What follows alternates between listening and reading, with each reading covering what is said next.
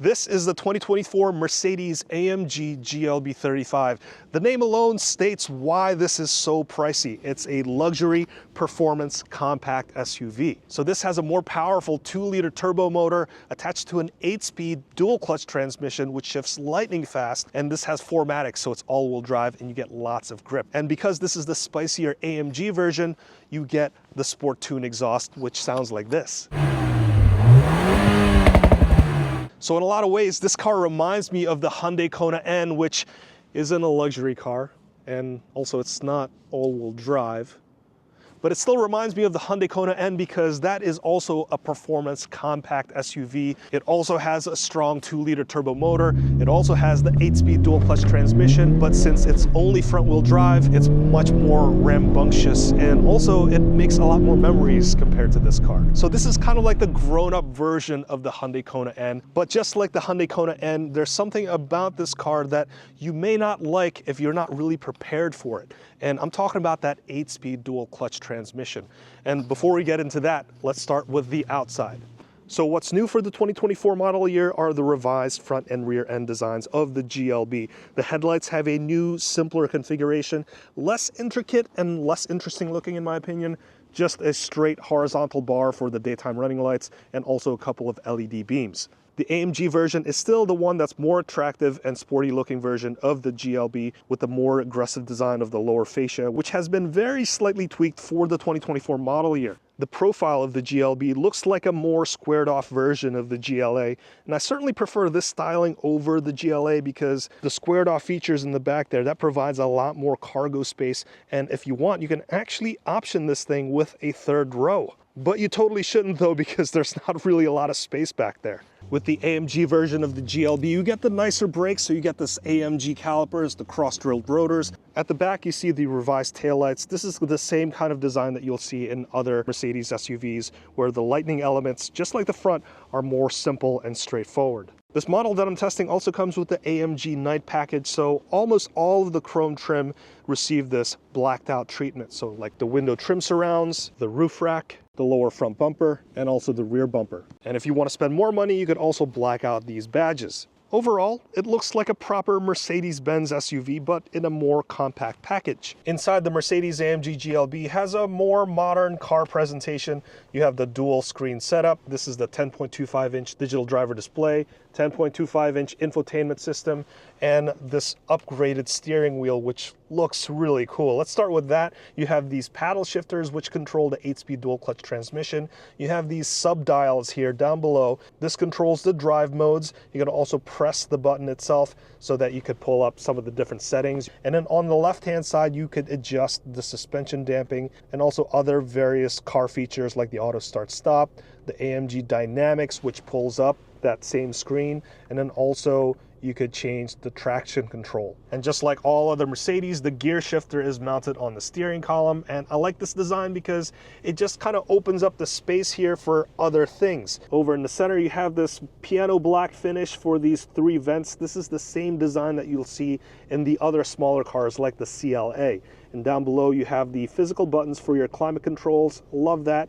Then down below, you have wireless charger, and I like how this feature comes out so that you could hold your phone here. This will just keep it steady on this tray. That's a nice feature. You have your USB-C and then your cigarette style lighter port for other things. Cup holders, and depending on how tall your drinks are, it might block these buttons up here. And in the center here, you have your volume dial. The infotainment system is a touchscreen, but you could also control it via these buttons on here. So these are physical buttons, which I appreciate, but the center section here is touch sensitive. So this is a small touchpad-like feature that you could control all of the features in the infotainment system. It's also a very small surface area, so I guess it's nice and compact that way, but you can certainly sort of mishit certain things. And if you like to hold your steering wheel like this, like I do sometimes, you could see how you can accidentally swipe things and hit things that you don't intend to. The same goes on the left-hand side. This controls the digital driver display. This is not a touchscreen, of course, so you have to control it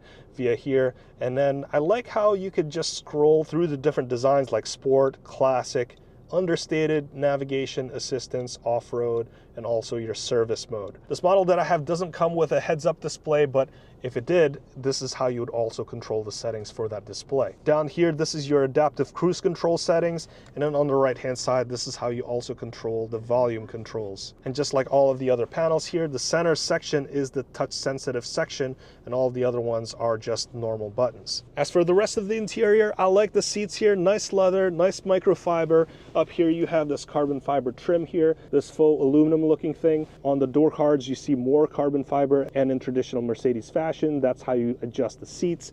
And there's also heated seats on this thing, but no ventilated seats for the version that I'm testing.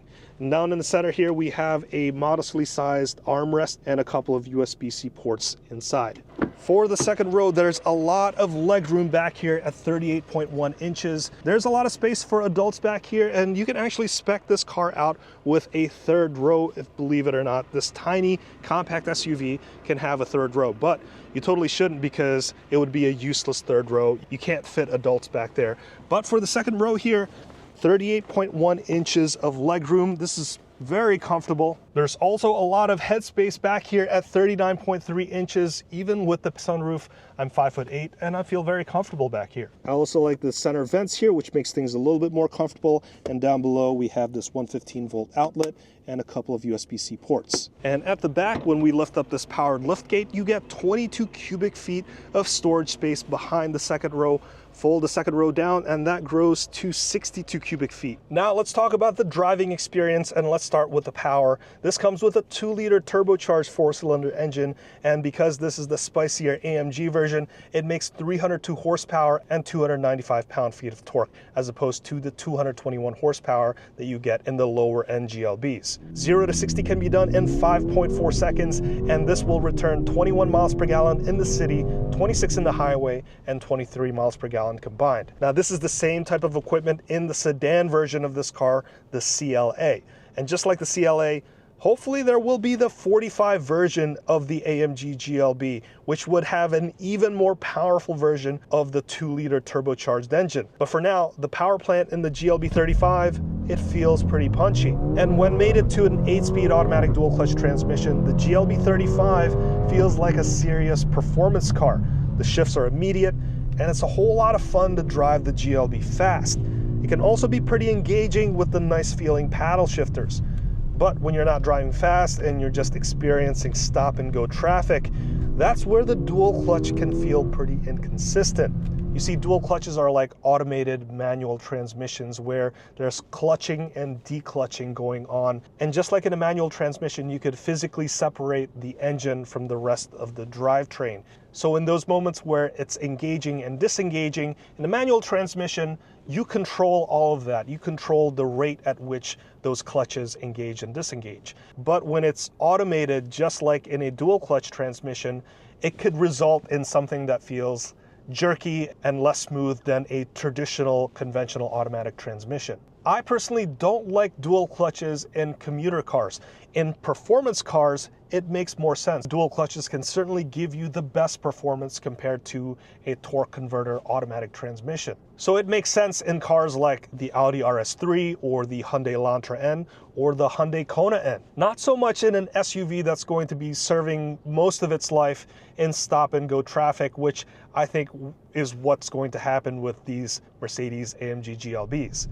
But when you do spend a lot of time in the corners, the GLB 35 is pretty fantastic.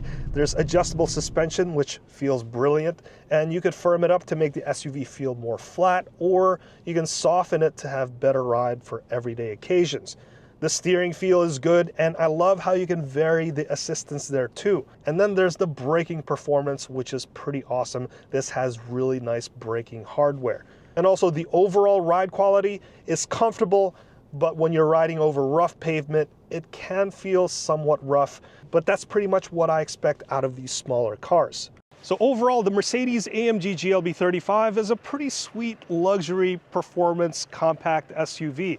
I really enjoyed my time driving this thing. There's a lot of cool technology inside, though some annoying touch controls that you have to get used to. There's a nice interior design. Pricing is pretty steep though. This one starts at $59,000, but the one that I'm testing balloons all the way up to $68,900.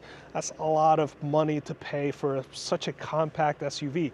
But This is a performance luxury compact SUV, and if you're looking for performance and luxury, this is the price point that you're gonna have to pay. If you're just looking for a performance SUV, you'd be paying less, and if you're looking for a luxury SUV only, you'd be paying less as well. Performance luxury SUVs, this is what you're gonna have to pay for. And since you're still watching this video, check out my video review of the Hyundai Kona N. That's just a performance compact SUV. It's a lot like this car. It's a more youth-oriented version of this car, and it was a lot of fun. But I wanna thank you so much for watching all the way up to this point. My name's Hanson. That's the 2024 Mercedes AMG GLB 35, and I'll see you in the next one.